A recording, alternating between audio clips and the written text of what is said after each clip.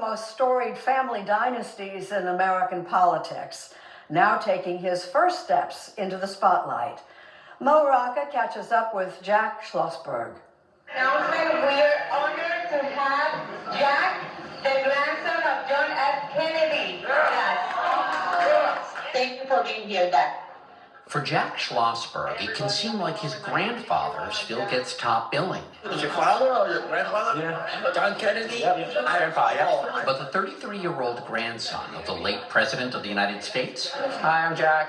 is out to make a name for himself. Hey, what's going on? Nice to meet you, sir. What's up? I'm Jack. John Bouvier Kennedy Schlossberg is running for Congress in New York's 12th District. Hey, how are you? I'm Jack. Nice to meet you.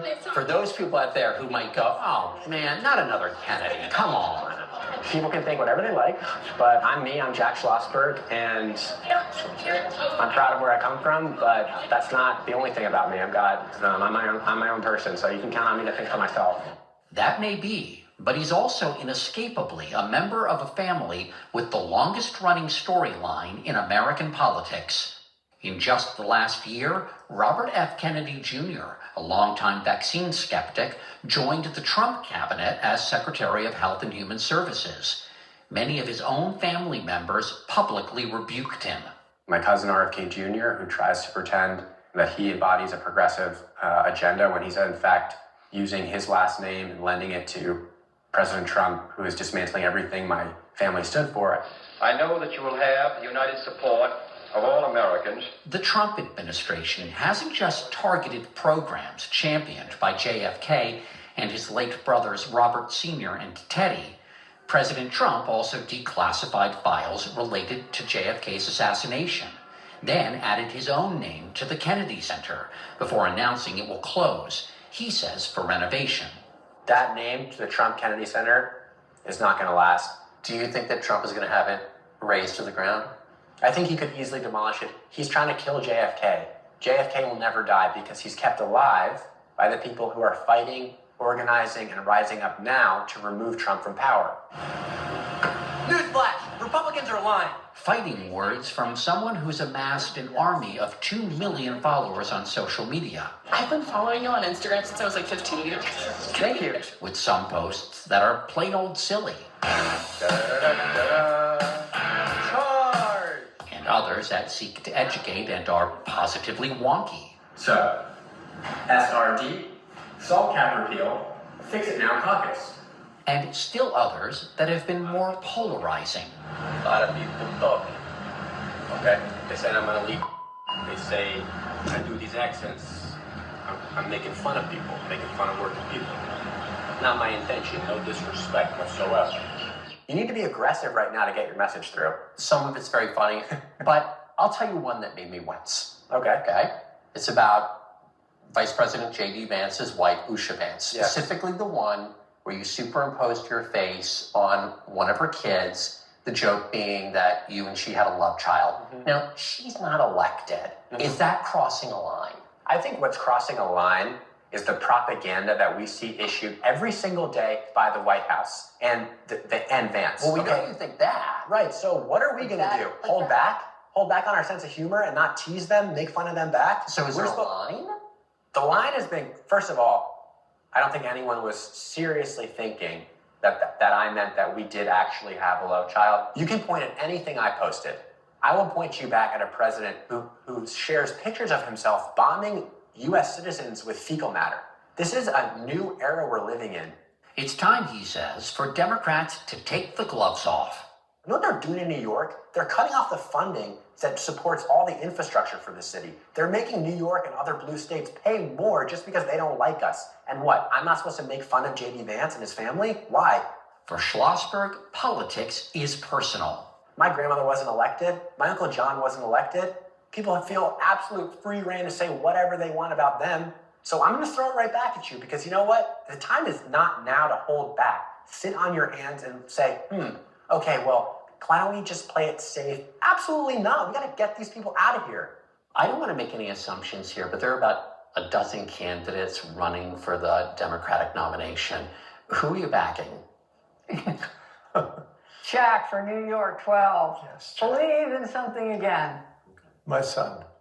Jack Schlossberg calls one of America's most prominent Democrats, who's also his mother, Caroline Kennedy, and his father, artist Ed Schlossberg, his most trusted advisors. He's willing to take the consequences of what people think, and we need people who can reach a new generation. We're not doing it with just boring talking points. And so he has been able to connect with people. He's been able to show that he thinks for himself. He doesn't have a formal campaign organization. He doesn't have a campaign manager.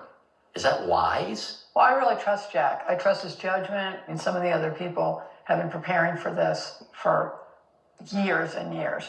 But he came to this new. I mean, he's the outsider in this race, actually. Which is a little bit of an irony. Ironic, ironic, and I think, people might laugh when they hear that, but it's actually true. This is where I lie down in bed at night and I can look at my plans. An outsider with the education of an insider. Jack's tariff plan, lower the cost of food and clothes. The housing plan. Schlossberg has a degree in history from Yale, as well as a law degree and an MBA from Harvard. With that education, he could do a lot of things. Right. He doesn't have to run for office. No. Yeah, I think he'd be great at this, though. I mean, we need people with that kind of education, and we need people who are really informed and bring a set of values and have the courage to speak up. And I think Jack does all those things. And a sense of humor. Yeah. While Jack was growing up, his parents did their best to keep him out of the spotlight. Your first communion was on the cover, the front page of the New York Daily News. You should have been there. It was an amazing event. That sense of humor has helped him through some challenging periods. There was a debilitating back injury in his 20s. I blew out my back and my hip, and I had to get my whole hip reconstructed with 2 different surgeries, and I couldn't really walk for about 4 years. At the same time, in the metaphorical sense, strong backbone. You're spine like a ramrod.